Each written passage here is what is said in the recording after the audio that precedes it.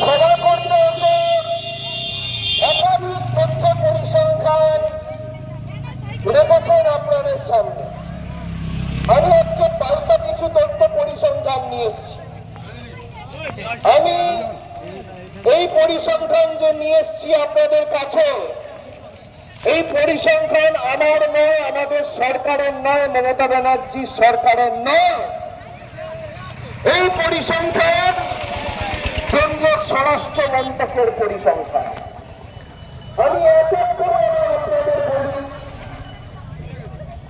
দেশের স্বরাষ্ট্রমন্ত্রী অত্যন্ত ব্যস্ত হবে। হতেই পারে দেশের অর্থমন্ত্রীর সাথে তার কথা হয় না, হতেই পারে অর্থ সচিবের সাথে তার দেখা হয় না, কথা হয় না। দেশের আর্থিক কি দুরবস্থা এবং পরিস্থিতি স্বরাষ্ট্রমন্ত্রী হয়তো জানেন না, কিন্তু আমি আপনাদের বলি, তিনি 2 তারিখ সভা করে বলেছেন বাংলার ঋণের পরিসংখ্যান হচ্ছে 8 লক্ষ কোটি টাকা। আর কোনো বাচ্চা যদি শিশুদের বিরুদ্ধে মমতা বন্দ্যোপাধ্যায় ক্ষমতায় এসে আপনারা দেখেছেন তৃণমূল কংগ্রেস মিটিং।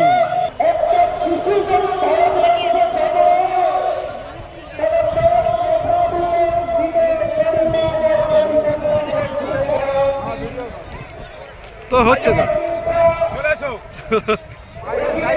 ভিডিও তো হচ্ছে। হাফিজুল মোল্লা সিপিএম থেকে তৃণমূলে এলো। হাফিজুল মোল্লা সিপিএম থেকে তৃণমূলে এসছে হাফিজুল মোল্লা। এদিকে একটু ঘরে তো হাফিজুল, এদিকে একটু ঘরো, চলো। সিপিএম থেকে তৃণমূল।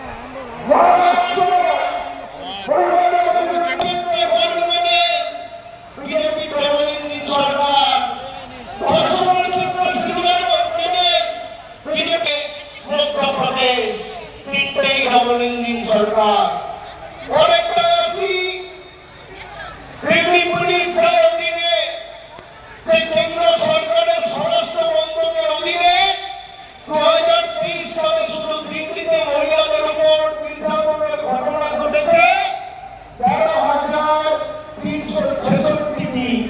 দেশের মধ্যে 1 নম্বর, 2 নম্বর বম্বে, মুম্বাই, 3 নম্বর ব্যাঙ্গালোর।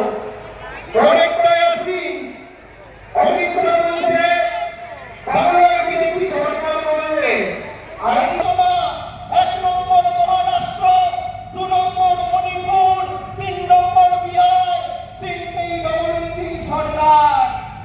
হাফিজুল সিপিএম থেকে তৃণমূলে চলে এলো হাফিজুল মোল্লা।